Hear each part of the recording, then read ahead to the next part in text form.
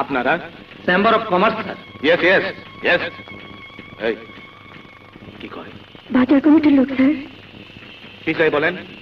মানে আমি আপনাদের জন্য কি করতে পারি? আমরা জিনিসপত্রের দাম বাড়াতে চাই, এর জন্য আপনার অনুমতির দরকার স্যার। দেখেন, পাবলিক বড় খতরনাক জিনিস, রিস্ক নেওয়া যাবে না।